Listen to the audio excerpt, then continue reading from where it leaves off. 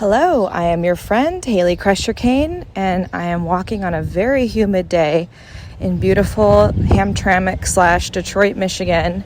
My wildflowers are many colors right now, several colors of blue, purple, yellow, orange, and I just saw a butterfly stop on one of the flowers. So that is my wildflower update for you. Every spring I do a wildflower lawn instead of a typical boring, bland, vanilla grass lawn, which, we're not using those anyways. And with the added benefit this year, I added tomatoes, several heirloom tomatoes, and a honeydew, which I've never grown, and we'll see what happens with that. Today I wanted to talk about the fact that there is so much magic in momentum, and the fact that sometimes, really most of the time, once you've gotten going on something, it's not the magic is not in necessarily what you produce or even bring to the situation. It's just the mere fact that you showed up. I am known for often quoting, I don't know who actually first started saying this, but this is something I often say, and I guess at some point I should get to the bottom of who said it first, but the world is run by who decides to show up. I think so often we think that if we are to, if we're going to show up, we have to compete with all these people and there's no way we're going to make it. And we kind of talk ourselves out of things, before we even try, when you really, what it comes down to is it's not usually the smartest or even most talented people that are doing cool stuff. It's really just the people that decide to show up in their lives and therefore show up in the world. So I think that's just something to remember. And again, the momentum piece, this is important. I've always had issues with momentum as someone with ADHD. It's like you get going on one thing and then you get distracted and you go to another thing and you get discouraged if you let something go cold or go on the back burner. If you're maybe thinking about hobbies as an example, you start, doing karate and then you kind of fall out of love with it and do photography. And then you kind of look at your camera and you're like, oh my gosh, I haven't touched my camera in so long because now I'm really into stargazing and all my time is spent, researching, telescope farms, which is a thing I just learned about. Apparently you can buy or rent a piece of land. I think this is happening in Texas, where there's a bunch of fancy, expensive telescope setups, and you're basically renting your space there to have your fancy equipment set up there, so you can, do all this sky searching and such. And think about that. Think about falling down that rabbit hole for a second, right? But I think what could help in those scenarios where you're kind of like, oh my gosh, how do I even talk about momentum? How do I even start again? Not to mention if this is something that isn't a hobby and maybe it's just like, oh God, I haven't been to the gym in a while or whatnot.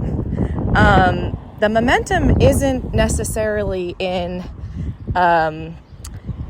taking an amazing photograph in that case. It's really just picking up the camera. Picking up the camera and putting it back down. The momentum isn't showing up.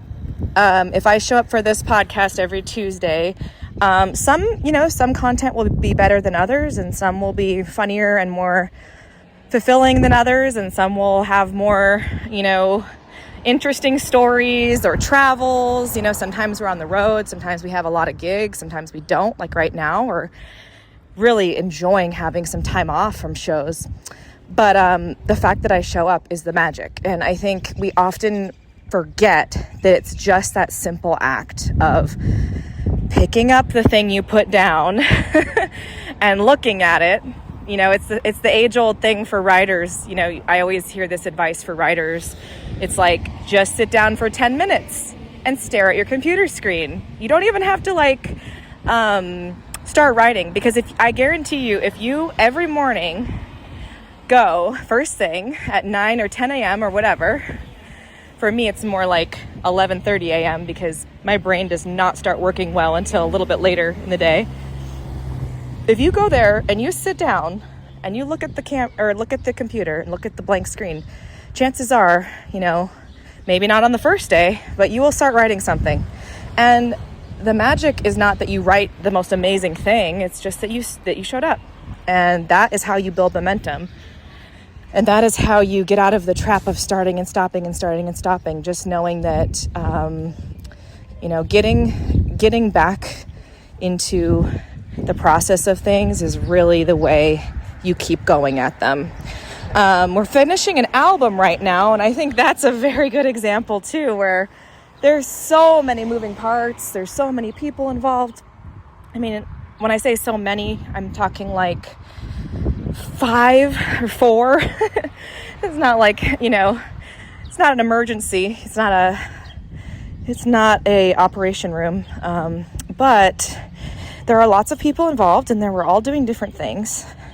Some are project managing. Some are like me. I've been cutting vocals lately, doing vocals and editing, small lines of songs, and, deciding whether I really want to be married to these ideas, because I'm laying down the permanent vocal at this point for a lot of things. And sometimes, it involves analyzing and getting rid of things or adding things. An album is like a cake, and you're just, layer by layer, right? You're not quite done till you're done.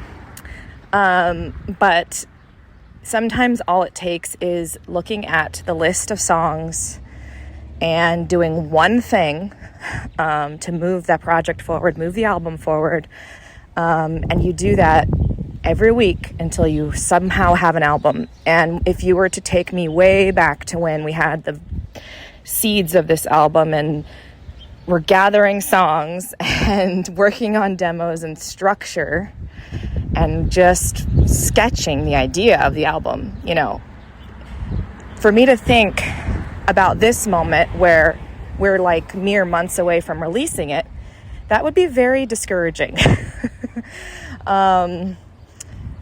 Not that I don't get discouraged, because I certainly do, especially when it comes to album stuff and not feeling like I can be impartial or logical about things. When you're in the mix of it, it's really hard to be objective about your own song, your own vocal. You're not supposed to know if it's good or not, really. That's just not your job, right? Your job is to do the work.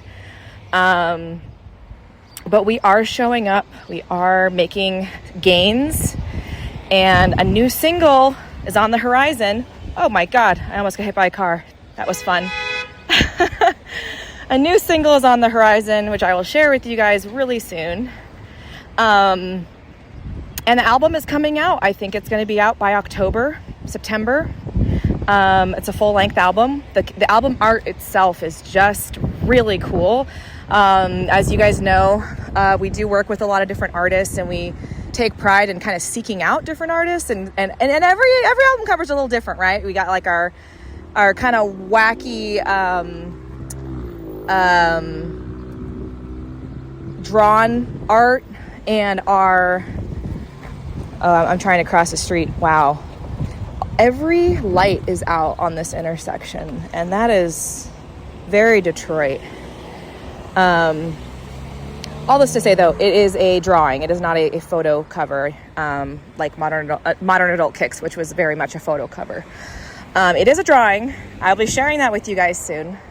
There is going to be a video, which I just kind of did the first draft of what the script is going to be today. Thank you guys for the love on the cringeworthy video. It's funny, it's kind of gathering a little bit more steam than the jewel case video sooner than we thought. So obviously you guys are going and watching it and stuff, and so that's cool. Thanks for leaving comments. I do like to reply to those. Our next show coming up is in July 27th. It is going to be in Newport, Kentucky for the Say It Louder Festival, which I believe is a sort of femme-fronted LGBTQ plus celebrating event. It is June Pride Month after all. And so we will be playing that, and then we'll have a couple shows in August, which you can find out all about those things over on the website. But until next week, just remember, all you have to do is show up, Keep the momentum going. If that's all you do, good job. And let's hope I don't get hit by a car.